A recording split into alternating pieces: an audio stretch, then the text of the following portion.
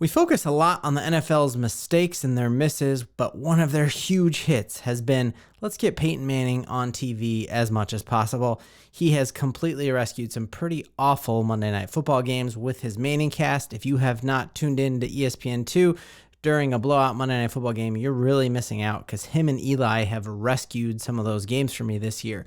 And last night was no exception. Last night, the Philadelphia Eagles showed that they are done, out of playoff contention. Rumors that their head coach might get fired and Bill Belichick might swoop in there. Jason Kelce retiring after that game. And so now we just have Travis and Taylor, the only ones left from the Kelce family. But Peyton Manning said something amazing last night during the game. And if you're a Broncos fan, you are going to be here for it. You're going to love it. And I also just got to point out, everyone says I'm a homer or trying to hype or trying to get clicks when I say it, but I'm not. And Peyton Manning said it. And so don't believe me. Believe him, and then let's take some look at some stats of why you can believe it. So last night on the Manning cast, Peyton Manning said the Denver Broncos are going to make the playoffs next year, and he went even a step further from his home in Denver, his basement home in Denver, where he broadcasts live. That's a great gig if you can get it. Here I am in my basement. Throw me on an ESPN2 and we'll go. But he said not only are they going to make the playoffs, they're going to play a home playoff game so I can drive to it. So that's even further confidence that hey, we're not just going to make the playoffs. We're going to maybe battle for the division again.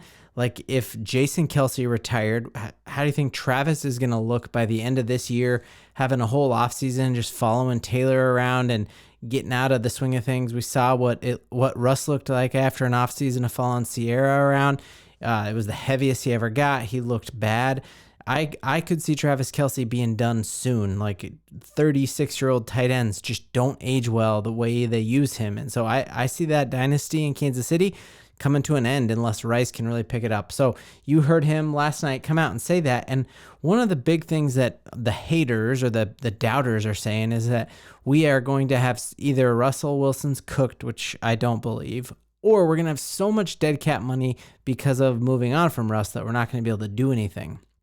And so one of the interesting things that we saw, again, another reporter mentioning that they also noticed Peyton Manning calling out that the Broncos are going to make the playoffs next year. But take a look at this. These are all of the dead cap teams, the highest dead cap teams. We know we already have a little dead cap because of cutting Brandon McManus, cutting Frank Clark, and then cutting Randy Gregory. But cutting Russ is also going to add to our dead cap $85 million over 2 years. Or it could be we could take it all as one big poison pill. But we also know that when he signs on with another team, that will offset some of the dead cap. So maybe it won't be as bad. Or maybe he opens it up and renegotiates. But even if it's worst case scenario, look at this. We saw Tampa Bay win a home playoff game. And now they go to Detroit, and that's a toss-up game, right? And they could be in the NFC Championship game with all of this dead cap money and a quarterback a lot of people gave up on. You see the Rams kind of a passing or a roughing the passer play away from making it to the second round. You see the Packers just go in and mollywop the Dallas Cowboys. The Eagles were 10-1 at one point, and you just look, all four of those top teams with dead cap hit played incredibly well, and so it was not punitive to them. All we need to do is find a couple players like we did with Jaleel McLaughlin, Jaleel McLaughlin, like we did with Jaquan McMillan, like we did with a number of players, like even Lucas Kroll. Find a couple players who outplay their contract, and it makes up for a bunch of swings that we've made in dead cap. Even just looking here, we saw Houston, they're on to the next round of the playoffs. They're in the top 10 with dead cap money. The Vikings, if it wasn't for Kirk Cousins being injured, they'd still probably be in the playoffs right now. The Titans, again, had some injuries, and Panthers, that's a bad team right there. Panthers and Cardinals are bad, but they also had injuries. Even the Colts, high up on that list, but the fact is they also had their starting quarterback, who everyone was really high on, also get injured. So that it's just encouraging now.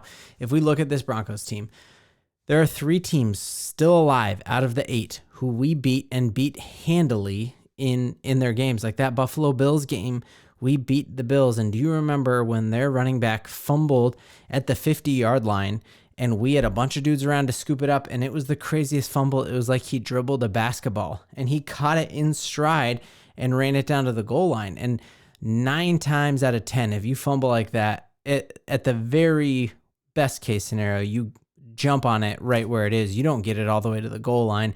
And most of the time, the defense gets it. So we beat the Bills essentially by 2 scores if that happens.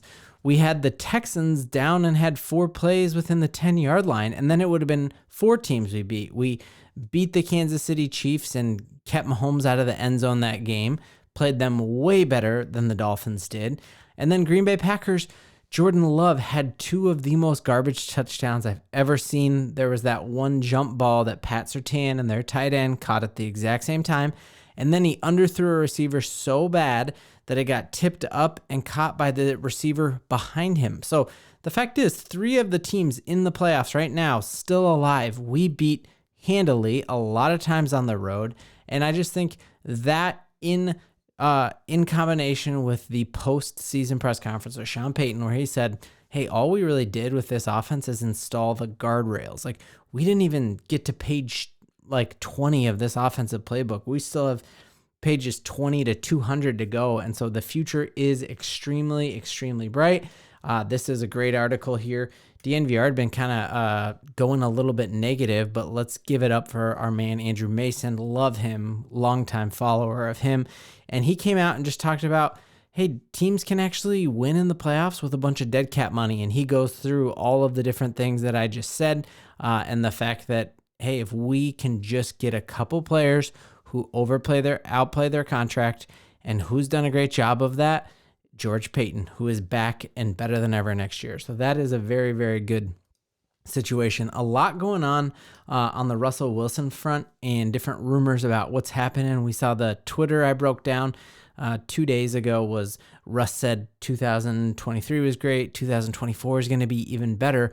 But this article goes on and talks about how they think that we are going to be able to trade him and do what we did with Brock Osweiler, and this happens a lot more in the NBA, where you actually use higher draft picks to get a team with a bunch of cap room to pay for a bad contract. And so he mentions the fact that the New England Patriots, who are going to be under a new coach, have a bunch of cap room. Might they want to reset the culture there? And they're drafting probably Jaden Daniels, who could learn from Russell Wilson for a year or two. So might we be able to package Russell Wilson and send Russell Wilson in a 3rd-round pick to the Patriots and have them pick up the bulk of that contract and that dead money, which is exactly what this talks about. And so there still would be a little bit of owed money and a little dead cap hit, but that would put us in a really good situation.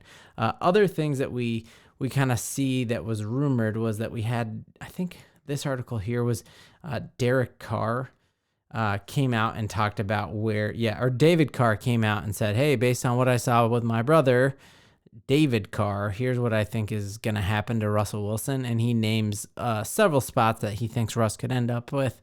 Pittsburgh Steelers. If you watch the end of that Pittsburgh Steelers game yesterday and you watch Mike Tomlin storm off of the post-game press conference, all indications show he's going to take a Sean Payton year off from the game. And so if that's the case, I could see Russell Wilson really fitting the mold well for Steelers to go into Tomlin and just run the ball. Last 2 minutes, go make it happen. But if he's gone, I see the Steelers needing to do a bigger reset. So I don't see him going there. Commanders are another team that could be really interesting, where they have the offensive coordinator who Pat Mahomes had all those years, a former CU Buffs, SCO Buffs, Eric Bieniemy. And, you know, a lot of people who look at the Chiefs' struggles this year kind of actually point to Eric Bieniemy and say, like, hey, he was the guy who made this whole thing tick. And so could you see the Washington Commanders trading for a quarterback, and then they have a bunch of free cap money? They have a super rich owner as well. Could he go there? So a lot to be broken down with where is Russ going to end up. Wherever he ends up, you know that you can hear all the latest news and Broncos updates here.